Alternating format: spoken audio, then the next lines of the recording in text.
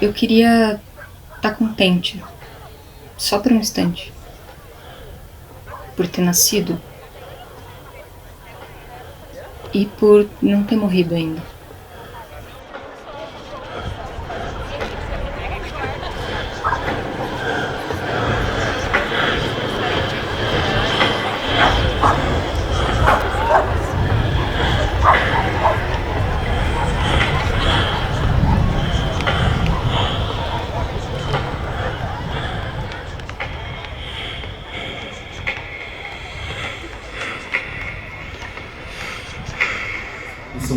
São aqueles corpos andando juntos, mas dentro da sua individualidade, daquele universo da cabeça, mas com a cabeça desconfigurada, um rosto desconfigurado, pessoas sem identidade, né, com uma roupa urbana, né, neutra também, um preto e branco. Daí a gente começou a pensar em formas de como a gente iria fazer essa espécie de nuvem, né? Foi quando surgiu essa ideia do Durex para a gente poder compor esse volume no lugar da cabeça.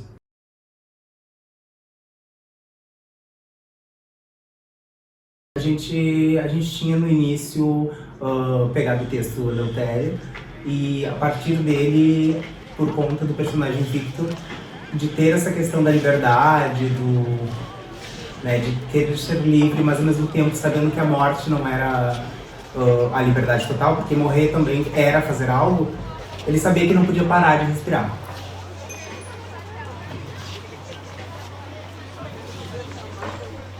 A sensação que tive assim na rua é que a gente é um ser tão indefeso, que usamos tanto, né, o nosso olhar. A gente ficou tão frágil, né? Frágil, mas ao mesmo tempo tão forte. E cada etapa do trabalho tem uma nuance de sentimento diferente, e a cada passo que tu dá, tu também sente uma textura diferente.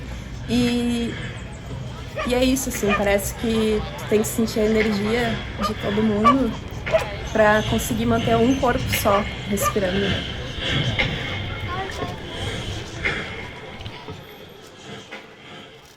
A gente fez então na cidade de Rio Grande, na Praia do Cassino, uma das praias mais grandes do mundo. Mas foi uma experiência muito divertida, assim. Acho que a gente conseguiu se conectar muito, em meio ao caos, acredito.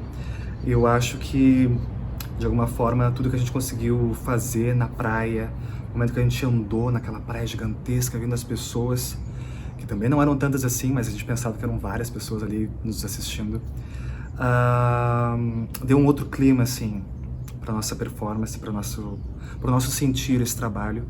E eu também acho, naquele momento final, que foi o momento catarse final, que a gente chega no mar, a gente tá andando com as cabeças, respirando ofegantemente. A gente vai até o final, assim, e aquele momento que a gente entra na água, a gente sente, assim, nossa, aquilo deu um clima totalmente diferente. E pra mim, foi a minha melhor experiência, assim, com inspiração. E eu acredito também que foi a mais rica. Foi a mais rica, foi a mais potente, foi a mais profunda, foi a mais catártica, sem dúvida nenhuma. Caminharmos pela praia, fazendo movimentos leves, repetitivos e até mesmo cansativos. Era uma sensação indescritível, pois conseguíamos sentir o vento no rosto, os pés na areia. E depois a gente finalizou entrando, né, no mar. Ai, aquela sensação foi muito doida, porque eu não estava enxergando nada, então tinha um certo medo de tropeçar ou bater em alguém, mas ao mesmo tempo confiante de estar com o grupo. Na beira do mar, assim, foi algo surreal, sabe? Foi, tipo, uma das melhores experiências da minha vida. Ter sentimentos. Ter sentimentos. Depois ir além. É isso que você tem que fazer. Sacrificar tudo pela ideia fixa, pelo sacerdócio. É aí que você começa a viver. Ninguém mais vai querer te linchar. Você é o pobre coitado, o jovem herói. As pessoas te veem morrendo como um cachorro aos 30 anos, aos 33, exaurido pelo trabalho, pelas descobertas, roído pelo rádio, abatido pelas noites sem dormir, pelas privações, morto em missão, fuzilado por Franco, fuzilado por Stalin. Te aplaudem. Sua mãe morre de desgosto. A sua noiva também. Mas isso pouco importa. Precisamos de homens como você, de homens com ideais, além do conforto, além da piedade, para que as pessoas possam continuar comprando sorvetes.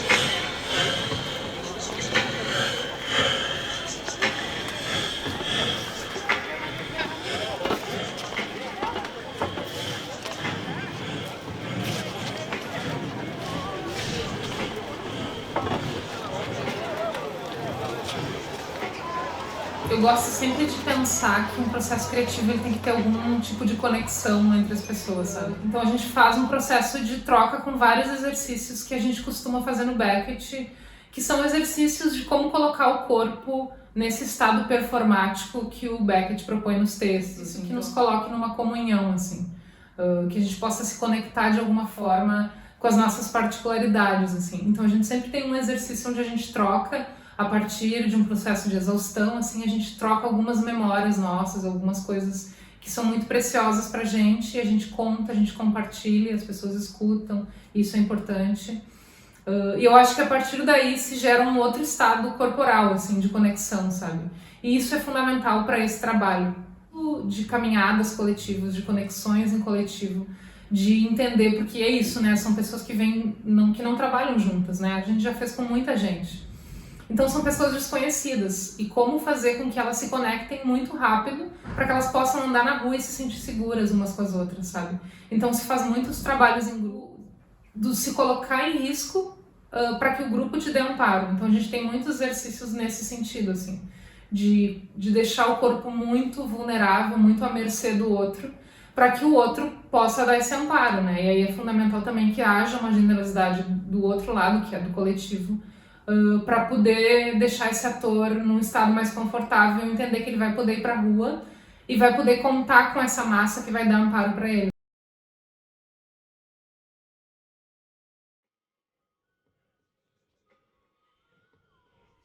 Quando a gente fez na Orla do Guaíba, eu lembro de sentir medo, porque era um final de semana ensolarado e tinham muitas pessoas lá. Então o grupo ia avançando e invadindo o espaço. E eu lembro de ouvir muitas conversas, muitos comentários, mas eu não conseguia ver direito e nem escutar também. Então isso me deixou um pouco apreensiva e atenta, assim, para não bater em ninguém, para não deixar ninguém chegar perto. Quando as pessoas veem algo num espaço público que soe diferente do que essas pessoas estão acostumadas a verem no cotidiano, parece que elas se sentem na obrigação ou no direito de interferirem. A sensação foi de muita dificuldade. Alguns foram angustiantes, porque era um tempo muito grande de performance, e a gente também tinha que performar. A gente não ouvia o que as pessoas falavam. Eu, principalmente, não ouvia o que as pessoas falavam. Mas eu via o que elas queriam dizer, né? Elas se cutucavam o tempo todo, elas olhavam com um olhar arregalado, elas cochichavam, alguns davam umas risadas. Foi estranho andar nas ruas assim, sem rosto. Alguns te aplaudem, outros te criticam, outros apenas não ligam porque não entendem. Confesso que senti um pouco de medo de ser agredida fisicamente. Porém, pude sentir o que muita gente sem rosto, sem identidade, metaforicamente falando, sente todos os dias por aí.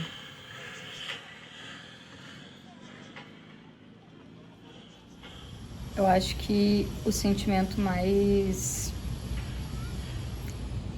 forte, mais presente é o de vulnerabilidade. Eu me sinto totalmente vulnerável e ao mesmo tempo totalmente presente por causa dessa vulnerabilidade, assim. A gente tá lá, a gente não consegue ver direito, a gente tá exposto a pessoas que a gente não tá vendo, ouvindo, a gente não tá vendo de quem tá vindo. Meu corpo sente muito medo quando eu tô nesse lugar de risco que a performance te coloca. Os sons também influenciam muito, eles perdem o sentido. As coisas não têm um som diferente do que elas têm normalmente, e isso gera uma confusão mental na hora que tu tá em cena. O lugar que a gente faz a performance também influencia muito do que a gente sente no corpo. Cada vez que a gente faz a performance, tu sai com uma coisa diferente. Tá nesse lugar de anulação faz tu ter reflexões na hora que ficam reverberando no teu corpo depois de muito tempo.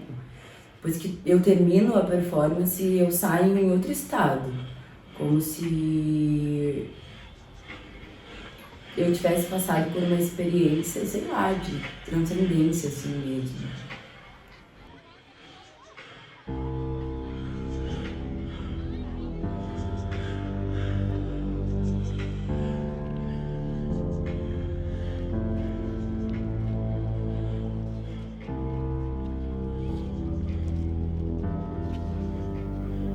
Com o último dos mendigos, vocês poderiam sentir um certo parentesco, mas não comigo. Se empenhariam tanto em me compreender, me justificar, me reintegrar, se no fundo vocês me tomassem como um semelhante? Não. Pois nesse caso não haveria nada a compreender. Um olhar de piedade ao passar, de asco ou até de raiva, mas vocês acreditam que existe algo mais, que a minha vida é essencialmente diferente da sua, que entre vocês e eu há um buraco, semelhante ao buraco que existe entre vocês e os loucos. Só que não é a mesma coisa. O caso do louco, vocês aceitam. O meu, não. Por quê? Porque as pessoas insistem em compreender a vida que eu levo. Todos os dias, vocês se veem diante de inúmeros mistérios. Passam por eles, tranquilos e indiferentes. Mas, diante de mim, vocês param e ficam hipnotizados. A vida que eu levo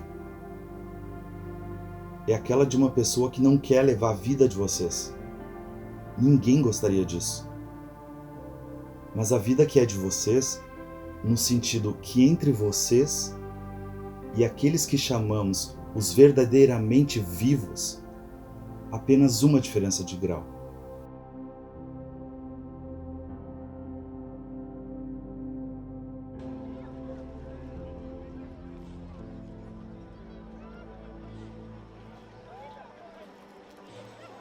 Acho que a parte da meditação era um momento que a gente entrava um pouco em transe, um momento de, não sei se de relaxamento.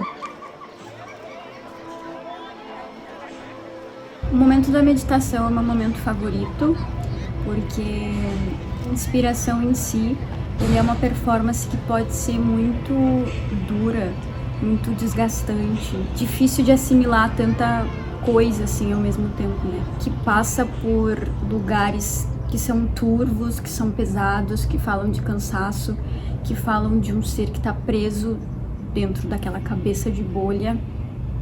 E quando a gente chega na meditação, é um respiro, assim, é um momento de leveza e de comunhão entre aqueles seres. Então, tem um tensionamento que acontece, né, desde o princípio do ponto de partida, que é esse corpo se carregando, se levando com essa cabeça que limita a nossa visão. E a gente fica muito entregue àquela sensação, né, de peso, de um ser que não consegue olhar para outra coisa que não os seus próprios pés. E aí tem um momento da meditação que é um momento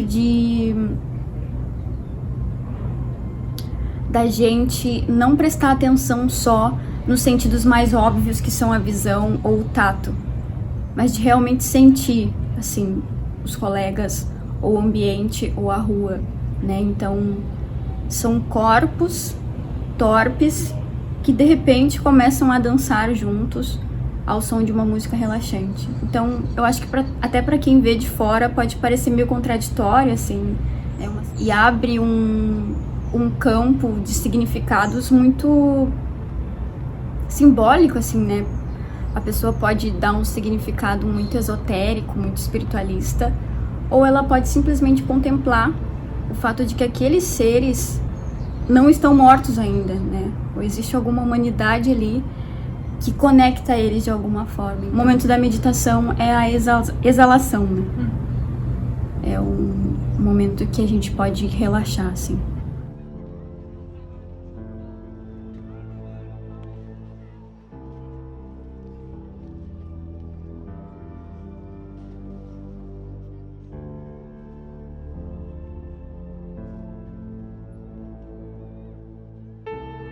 Eu sou a vaca aqui, na cela do matadouro, compreende o absurdo dos pastos. Seria melhor que ela tivesse pensado nisso antes. Lá no capim, alto e macio. Dane-se. Ela ainda tem o corredor a percorrer. Ninguém pode tirar isso dela.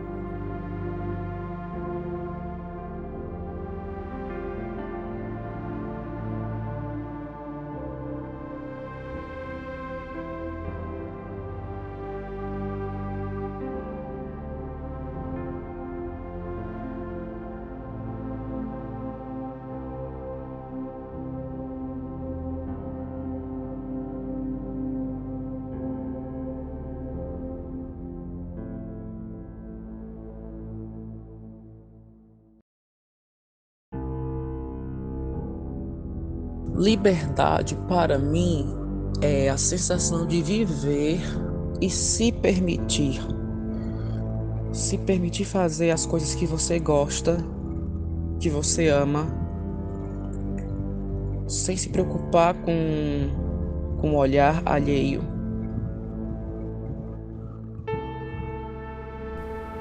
Liberdade para mim é encontro, afeto, limites também, poder ter coragem e não ter medo, ou então saber os medos que eu tenho e conseguir dançar com eles e assim poder me manifestar e ser quem eu sou nesse mundo. Eu acho que a liberdade é uma utopia, né? Quando a gente fala em liberdade, ela está muito no campo do onírico, da subjetividade, de algo inalcançável mesmo. Liberdade para mim é ser o que eu sou, dono do meu caminho, dona da minha vida, e escolhi a arte, que é assim um caminho libertador, e sei que a liberdade e essa arte juntos salva tanto a vida da gente. Liberdade para mim é uma incógnita. Eu não sei até hoje o que é liberdade. Liberdade é isso. É poder andar por aí, ir e vir, quando, como, onde e com quem a gente quiser. Liberdade é poder respirar e poder manifestar-se, seja da forma que for. Viver aqueles momentos foi algo incrível e inesquecível para mim. Muito obrigada.